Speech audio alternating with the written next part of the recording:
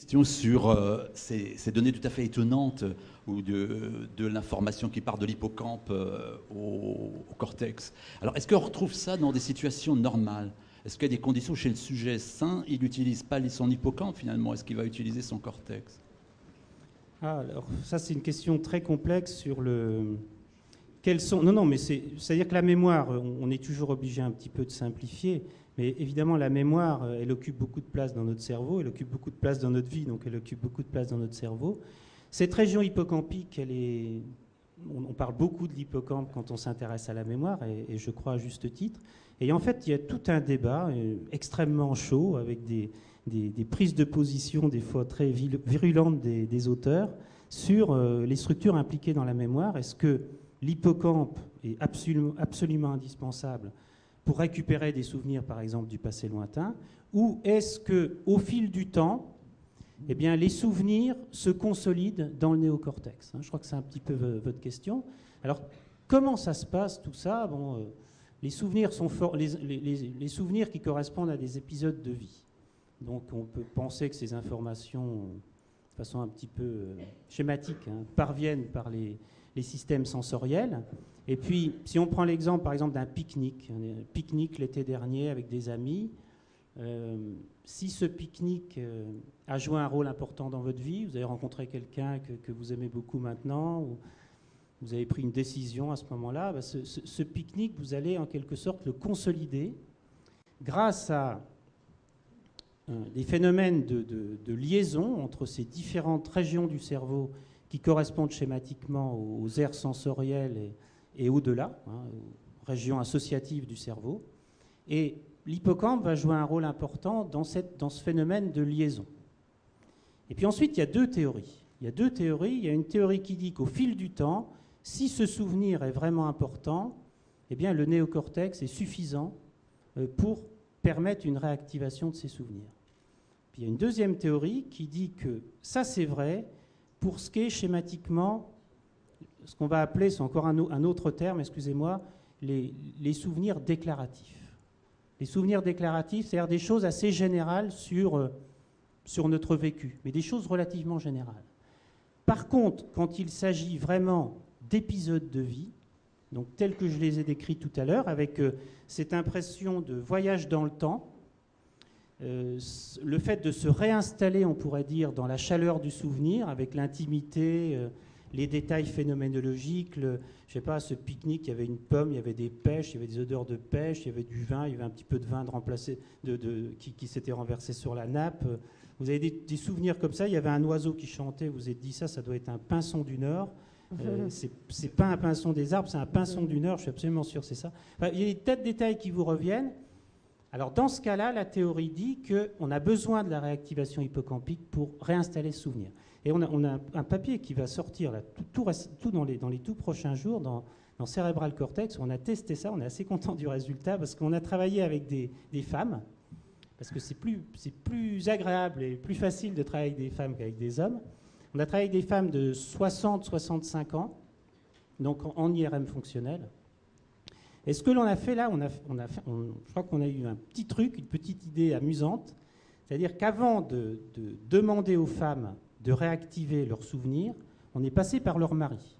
C'est-à-dire qu'il a fallu qu'on trouve en fait des couples unis depuis longtemps, donc ce qui pose déjà des problèmes de sélection supplémentaires des sujets. Et on a vu d'abord les hommes et on leur a posé des questions pas indiscrètes, mais on leur a demandé des souvenirs importants de leur épouse, et surtout en leur disant « mais n'en parlez pas à votre épouse ». Et donc, en fait, c'était plus facile chez les femmes, parce que les femmes ont des repères plus précis dans le temps. Ça, on avait fait des pré-études pour montrer ça. Et ce que l'on a fait dans l'IRM fonctionnel, donc les femmes n'avaient pas revécu leurs souvenirs précédemment, contrairement à un certain nombre d'études de la littérature. Et en fait, on proposait aux femmes quelques mots du genre naissance du premier enfant, jour du mariage, des choses comme ça. Et on interrogeait ensuite les femmes sur la qualité des souvenirs qu'elles évoquaient en IRM fonctionnel. Et on a étudié comme ça 5 périodes de vie jusqu'à la période enfance-adolescence. Et ce que l'on montre dans ce cadre, dans cette expérience-là, c'est la première fois qu'on montre ça, c'est une activation hippocampique identique pour les 5 périodes. Alors ça, c'est notre travail.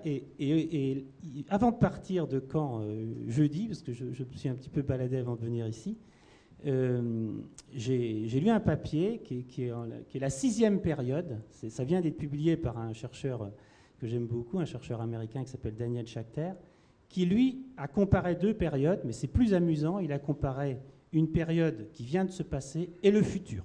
Et il montre la même chose pour le futur. C'est-à-dire que quand on imagine un événement plausible, c'est pas imaginer n'importe quoi. C'est quand on imagine, compte tenu de notre mémoire du passé, quand on imagine un événement futur, eh bien, on déclenche également cette activation hippocampique. Vous voyez, donc, la mémoire, c'est la mémoire du passé, c'est la mémoire du futur, hein, avec une superposition relativement importante des réseaux dans les 2 cas. D'ailleurs, vous avez écrit une phrase que je vais relire parce que je la trouve intéressante en ce qui concerne justement la mémoire. Vous avez dit, je souligne que le fait de prendre conscience de sa mémoire et donc de son identité dans le temps qui passe est une des caractéristiques de l'humanité. Ouais. Alors, je ne sais pas ce que pense monsieur Coppens de cela. Moi, il y a un auteur que j'aime beaucoup, hein, c'est dans le sens plein du terme, c'est Endel Tulving. Je trouve que c'est un des grands scientifiques du XXe siècle. Il va fêter ses 80 ans dans quelques mois. J'aurai le plaisir d'être avec lui. Et c'est quelqu'un qui défend cette idée-là, à savoir que cette mémoire épisodique, c'est aussi un débat très, très chaud, hein, dans la littérature, tout le monde n'est pas d'accord, disant que cette mémoire épisodique serait spécifiquement humaine. Et alors, j'aime bien provoquer les étudiants comme ça, parce que généralement, il y a des tas de mains qui se lèvent en disant « ce serait propre à l'homme ». Et bon, il y a des contre-expériences qui sont très, très intéressantes. On pense tout de suite aux grands singes, hein, mais il y a eu en fait des travaux de fait sur des espèces animales théoriquement plus bas situées dans la hiérarchie des espèces. Et il y a des travaux que j'aime beaucoup d'une neuroéthologiste anglaise, qui s'appelle Madame Clayton, qui travaille à Cambridge et qui a travaillé avec des corvidés, des oiseaux de la famille des geais, des pies, etc. Et qui montre en fait que ces oiseaux ils n'ont certainement pas une mémoire épisodique au sens plein du terme, mais ils ont au moins certains ingrédients de la mémoire épisodique, ce qu'on appelle le quoi ou quand. C'est-à-dire que la mémoire épisodique, c'est mémoriser un fait et pouvoir le situer dans son contexte spatio-temporel. Ça, c'est déjà une grande partie de la mémoire épisodique. Et avec des expériences extrêmement astucieuses, ce sont des travaux qui ont été publiés dans les plus grandes revues scientifiques, elle a montré que ces geais étaient capables de cacher de la nourriture. Hein, donc ça, c'est une sorte de séquence comportementale qui est liée à l'espèce. Donc ils vont cacher la nourriture, mais selon le type de nourriture, donc qui se dégrade plus ou moins vite. Alors là, il y avait un jeu sur des graines, donc qui sont des aliments relativement durables, versus des baies qui se dégradent très vite. Donc les animaux vont cacher les baies à un endroit, les graines à d'autres endroits, et selon le moment entre l'encodage et la récupération, donc où on enferme les geais en fait, eh bien quand ils sortent de la cage, donc ils vont, s'il s'agit d'un temps relativement bref, quelques heures, ils vont directement aux baies, hein, c'est-à-dire qu'ils ont le quoi, la baie, le où, retrouver l'endroit, et le quand, puisqu'ils ont géré la notion de temps. Et par contre, si on les relâche après 2-3 jours, ils vont directement aux graines. Donc, je trouve que c'est une expérience très jolie, qui est assez démonstrative. Alors, tout le problème posé, et là je crois que ce sera difficile d'y répondre avec des G, est-ce qu'il y a quelque chose qui ressemble à un sentiment de reviviscence chez les animaux? Alors, moi je ne suis pas du tout spécialiste de ça, ça m'intéresse. J'ai l'impression que le cerveau passe une grande partie de son temps à oublier. Et est-ce que l'on ne pourrait pas d'ailleurs construire la même pyramide à propos de l'oubli, avec des oublis plus ou moins sélectifs, plus ou moins profonds? Je crois que l'oubli est une nécessité, c'est même sans doute une survie que d'oublier. Est-ce que l'on a mis en évidence une circuiterie de l'oubli? C'est une très bonne question. C'est vrai que c'est peut-être une des activités principales. Hein. C'est-à-dire que aujourd'hui, j'ai une scène devant moi et Et je vais passer un certain nombre d'heures ici à Saint-Tropez.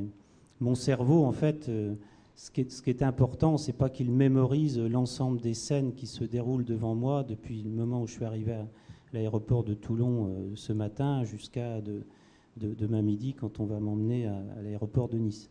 C'est pas ça l'important. L'important, c'est les échanges que j'ai avec vous tous, et au bout du compte, les traces qui vont se former dans mon esprit cerveau au fil de tout ça.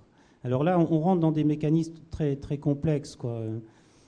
On peut les prendre du côté mémoire, du côté oubli, hein, mais ce qui est très important, et c'est certainement le domaine de l'étude de la mémoire le plus compliqué, c'est l'étude des modifications au fil du temps. C'est-à-dire qu'on commence à comprendre les mécanismes d'encodage, hein, dans mon petit schéma. On sait ce qui favorise l'encodage, on sait comment on peut renforcer un encodage. On sait également comment on peut aider, puisqu'on parle avant tout des patients, comment on peut aider un patient qui a des problèmes de récupération en mémoire. Par contre, ces mécanismes composites et complexes de consolidation, où intervient l'oubli, hein, donc, parce que ce qui se passe entre l'encodage et la récupération, là c'est beaucoup plus complexe. Bon, j'en ai un tout petit peu parlé en répondant à la question de mon collègue, mais c'est insuffisant, hein. Quels sont les mécanismes qui permettent, si on peut dire, le stockage? Parce qu'en fait, on parle de stockage, mais on ne sait pas quels sont les molécules, les médiateurs, tous les éléments qui font que... Et qu'est-ce qui fait, somme toute, la hiérarchie?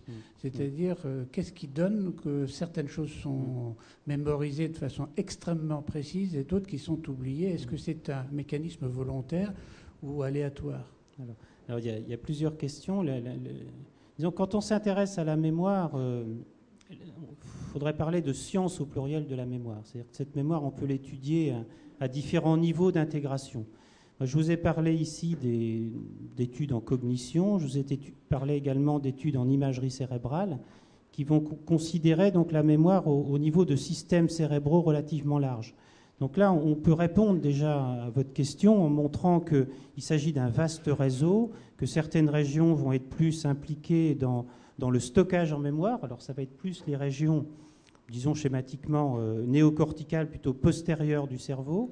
Et puis toutes les régions qui sont impliquées dans l'encodage, dans la récupération, ça va plutôt être les lobes frontaux, avec un résultat d'ailleurs tout à fait inattendu ces dernières années, qui a été obtenu grâce à l'imagerie cérébrale, c'est de montrer une asymétrie donc cérébrale dans les mécanismes d'encodage et de récupération en mémoire. Ça, c'est quelque chose qu'on ne savait pas. Il y a 15 ans, on ne savait pas ça. Et puis c'est l'imagerie cérébrale, qui, à force de nombreuses études, qui nous a montré ça. À savoir que le cerveau gauche est plus impliqué dans l'encodage en mémoire et le cerveau droit est plutôt, c'est pas en tout ou rien évidemment, et le cerveau droit est plutôt impliqué dans la récupération en mémoire. Et puis bon, j'ai parlé un petit peu de la région hippocampique et puis d'autres régions qui jouxtent l'hippocampe qui sont très importantes. Donc tout ça, ce sont des niveaux, vous voyez, d'explication. Puis après, il y a le niveau neurochimique, et c'est plus mon collègue tout à l'heure qui va répondre à ce niveau. Vous voyez, parce que je crois que là, je vais marcher sur vos plates-bandes. Même, je pourrais donner une réponse un peu simpliste, mais je ne suis pas spécialiste hein, des niveaux moléculaires. Mais il se passe bien sûr beaucoup de choses également au niveau moléculaire. J'ai deux questions à poser. La première est qu'il semblait, on avait appris que tous les souvenirs se gardaient. Je parle des souvenirs depuis la plus tendre enfance et on croit les avoir oubliés. Dans certaines circonstances, on peut les rappeler. Je parle de choses essentielles. D'autre part, ma deuxième question est lors d'un deuil qui vous touche profondément, on essaie, malgré soi, d'oublier. Et il y a des conséquences sur la mémoire. On stocke beaucoup moins et on a une mauvaise mémoire. Si vous pouvez me répondre, merci. Ça va, vous avez posé deux questions, donc je vais me rappeler de la première. S'il y en avait eu trois, je ne sais pas si j'aurais réussi. Mais bon. Donc, la première, c'est une question, c'est vrai, qui est fascinante, c'est-à-dire que est-ce qu'on stocke tout? Je pense que là, c'est pas raisonnable de dire on stocke tout, mais par contre, on stocke certainement des choses et on croit avoir oublié des choses et Et ça, je crois qu'il y a à la fois des travaux scientifiques et puis des expériences de la vie qui montrent qu'il y a des choses qu'on croyait avoir oubliées, et puis qu'il suffit d'un indice pertinent. C'est vrai que si on retourne dans une maison en Bretagne où on a passé ses vacances quand on avait 15 ans, si on se retrouve dans cette maison avec l'odeur de salpêtre et puis les mouettes qui crient autour de la maison, bien on retrouve des souvenirs de ce moment qu'on croyait avoir oublié. Ça ne veut pas dire pour autant qu'on a tout gardé, qu'on a gardé quand même tous les moments précis de notre vie. Ça, je pense que on a maintenant des arguments scientifiques qui vont à l'encontre de cela. Et puis je pense que dans votre question, moi j'ai envie de répondre en vous disant que de plus en plus, ce que nous montrent les études de la mémoire, c'est que la mémoire, elle modifie les choses et elle reconstruit. Et ça va un petit peu dans le sens de la question de monsieur tout à l'heure de l'oubli. C'est pas en tout ou rien, c'est pas je mémorise, je conserve, je photocopie, ou je mets dans le disque dur de l'ordinateur de façon définitive, versus j'oublie. La mémoire, en fait, c'est plus je reconstruis en permanence en fonction de mes intérêts. Alors, de mes intérêts du moment, c'est-à-dire que je vais encoder d'une certaine façon, moi, je vais encoder la situation tout de suite que je vis différemment de ma collègue de gauche, différemment de vous, etc. Parce que la situation a un certain sens pour moi qui n'est pas tout à fait le même, j'en suis sûr, chez ma voisine de gauche et chez Marie-Odile. Donc, il y a un biais dès le départ. Et ce biais, il évolue au fil du temps. C'est-à-dire qu'au fil du temps de mes intérêts, donc pendant tout le temps qui se passe, et notamment au moment où je récupère. C'est-à-dire qu'au moment où je récupère l'information, eh bien, j'ai un certain intérêt pour certaines choses qui fait que je vais récupérer certains souvenirs et pas d'autres. Et ça me renvoie à votre question donc, sur les souvenirs du passé lointain, voire très lointain, et les souvenirs d'enfance. C'est Freud qui est le premier à décrire, c'est ce qu'on appelle l'amnésie infantile. Nous avons une amnésie infantile. Alors nous avons peut-être quelques souvenirs qui commencent à émerger comme ça vers l'âge de 3 ans, 4 ans, 5 ans.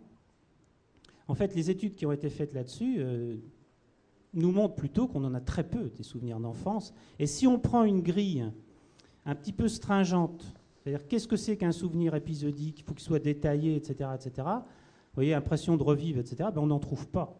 Et très souvent, ces souvenirs, ces pseudo-souvenirs d'enfance, ils s'inscrivent dans ce qu'on appelle le roman familial, c'est-à-dire l'histoire de la famille, des choses qu'on vous a racontées, qui correspondent un petit peu à votre schéma idéal de vie.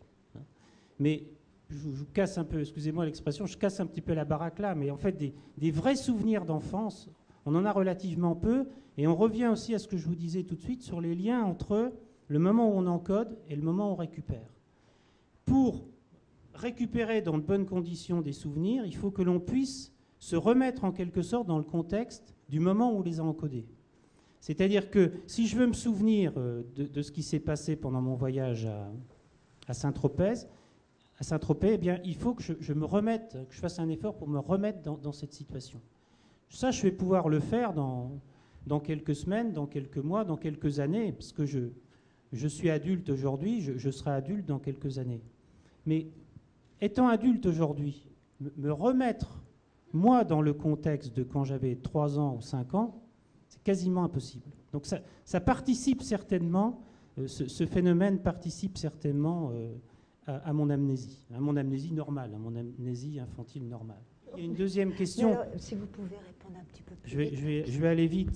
C'est-à-dire que les moments douloureux de la vie sont souvent suivis pas d'une période de dépression comme l'évoquait tout à l'heure à propos de certaines maladies, vous l'évoquiez tout à l'heure, mais les périodes difficiles de la vie sont suivies comme ça de moments... Qu'on cherche à oublier. Oui, que l'on cherche à oublier, et puis aussi de moments qui ne favorisent pas la mémorisation, parce qu'elles sont en rupture avec justement notre ligne de vie habituelle. Et mémoriser, c'est être en accord avec, c'est un terme un petit peu de notre jargon, ce qu'on appelle le self, c'est être en accord avec notre modèle d'intégrité personnelle. C'est-à-dire que notre mémoire elle va bien fonctionner en dehors des maladies. Si on est bien en accord en fait avec nous-mêmes, avec nos intérêts. Et un deuil, c'est une rupture. C'est une rupture, et donc en conséquence, le sujet qui vit un deuil se trouve décalé par rapport à ce modèle identitaire. Et en conséquence, il va mal mémoriser, ou il va mémoriser certains événements particuliers, mais il ne va pas avoir une vision d'ensemble de sa mémoire, comme peut l'avoir un sujet qui n'est pas confronté à ce genre de situation.